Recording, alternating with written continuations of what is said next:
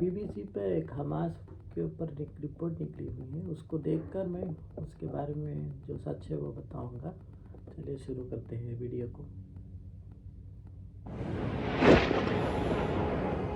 Israel पर Hamas के हमले के बाद ये सवाल उठ रहा है कि इस हमले की योजना किन लोगों ने बनाई। फलस्तीनी चरमपंथी संगठन हमास का गजा पर नियंत्रण है। उसके कई वरिष्ठ नेता मीडिया में चेहरा ढके हुए नजर आते हैं, लेकिन इन ढके हुए चेहरों के पीछे कौन लोग हैं? चलिए हमास के प्रमुख वर्तमान नेताओं, राजनीतिक हस्तियों और उसके ईज़े अल दीन अल कासम ब्रिगेड के सैन्य कमांडरों के बारे में जानते हैं।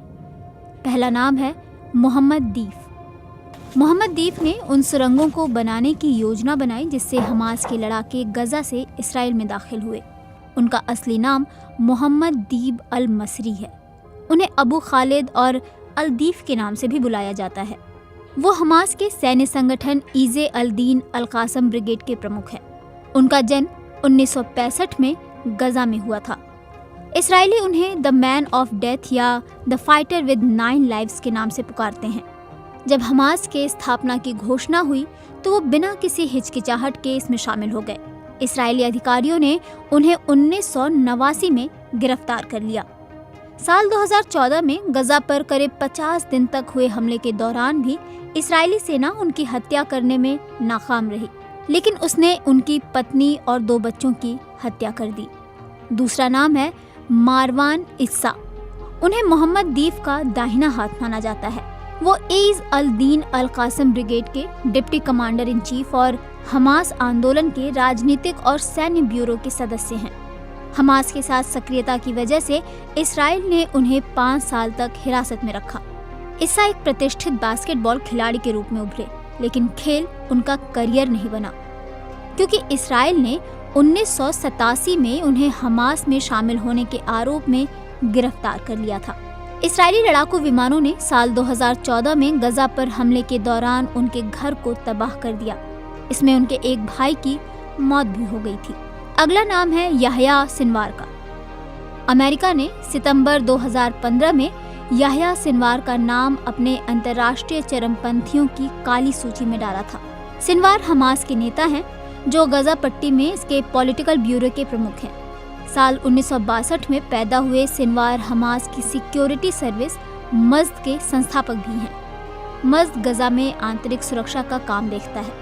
सिनवार को 13 फरवरी 2017 को गजा पट्टी में हमास के पॉलिटिकल ब्यूरो का प्रमुख नियुक्त किया गया। अब बात अब्दुल्ला बरगूती की। बरगूती का जन्म 1972 में कुवैत में हुआ था। वो 1990 में दूसरे खाड़ी युद्ध के बाद जॉर्डन में रहने चले गए थे।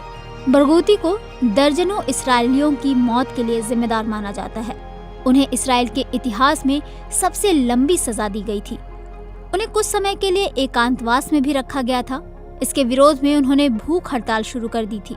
इसके बाद उनका एकांतवास खत्म कर दिया गया था। अगला नाम है इस्माइल हानिया का। इस्माइल हानिया हमास के पॉलिटिकल ब्यूरो के प्रमुख और 10वीं फलस्तीनी सरकार के प्रधानमंत्री हैं। उनका उपनाम अबू अल अब्द है। उनका जन्म फलस्तीनी शरणार्थी शिविर में हुआ था। वे साल 2006 से फलस्तीनी प्रधानमंत्री के रूप में काम कर रहे हैं।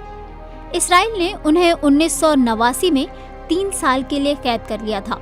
इसके बाद उन्हें हमास के कई नेताओं के साथ मार्ज अल ज़ुहूर निर्वासित कर दिया गया था। ये इसराइल और लेबनान के बीच एक नो मैंस लैंड है। वहाँ वो 1-2 साल तक रहे। निर्वासन पूरा करने के बाद वो गजा लौट आए। हानिया को 6 मई 2017 को हमास के पॉलिटिकल ब्यूरो का प्रमुख चुना गया था। अमेरिका के विदेश विभाग ने साल 2018 में हानिया को आतंकवादी घोषित किया था। अब बात हमास आंदोलन के संस्थापकों में से एक खालिद मशाल की। खालिद हमास की स्थापना के बाद से ही इसके पॉलिटिकल ब्यूरो के सदस्य हैं। मशाल 1996 और 2017 के बीच हमास के पॉलिटिकल ब्यूरो के अध्यक्ष भी रहे हैं। अगला नाम है महमूद ज़हार का। हमास आंदोलन की स्थापना के 6 महीने बाद ही महमूद ज़हार को इसराइल ने हिरासत में ले लिया था। ज़हार का जन्म 1945 में गजा में हुआ था। उनके पिता फलस्तीनी और मां मिस्र की रहने वाली थी। साल 2005 में कराए गए चुनाव में हमास को बहुमत मिला था। ज़हार ने प्रधानमंत्री इस्माइल हानिया की सरकार में विदेश मंत्री के रूप में काम भी किया। ज़हार ने बौद्धिक, राजनीतिक और साहित्यिक रचनाएं भी की हैं। इसमें the problem of our contemporary society, a Quranic study, no place under the sun शामिल हैं। इस रिपोर्ट देखकर यही समझ में आता है कि जब हमास बना उसका कारण वजह बना है इज़राइल की जुल्म। जब इज़राइल जुल्म करता गया, लोग खड़ते गए, उसका नाम बना हमास। जितने भी हमास में शामिल हैं उनके कोई ना कोई मारा गया है इज़राइल की तरफ से। और हमास एक वहाँ की पॉलिटिक्स पार्टी भी है और हमास के लोग भी फ्रीडम फाइटर कहला जाते हैं गज़ा में। उसको सपोर्ट बहुत से कंट्रियाँ भी करते हैं, जैसे कि कतर खुलकर सपोर्ट करता है हमास को। दूसरे कंट्रियाँ तो उसको आतंकवादी घोषित किए हैं, क्योंकि उनको मालूम है ये फ्रीडम फाइटर हैं। अगर इनको फ्रीडम फाइटर बुलाएंगे तो वो इज़राइल को जीने नहीं देंगे, इसीलिए उसको आतंकवादी संगठन बताया गया है। जैसे कि हम लोग हमेशा देखते हैं, एक नायक होता है, एक खलनायक होता है।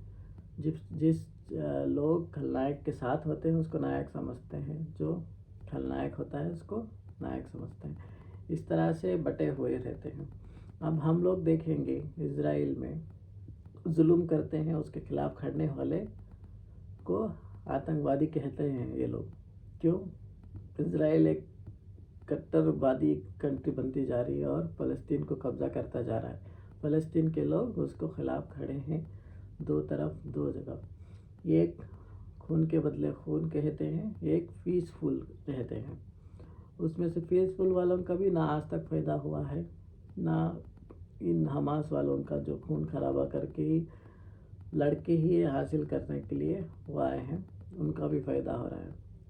तो चारों तरफ से ये इज़राइल इस फ़लस्तीन को फ़ायदा करने का सोच ही नहीं रहा है। वो तो जंग चाह रहा है, खून खराबा चाह रहा है इज़राइल फ़लस्तीन के लोगों को मार मार के। इसीलिए हमास खड़ा हुआ है इनके खिलाफ। इसको हम लोग आतंकवादी कहेंगे तो हम लोग भी इसमें गुनाह में शामिल हो जाएंगे, क्योंकि अपनी ज़मीन वापस लेने के लिए हमास खड़ा हुआ है, तो उसका वो हक है।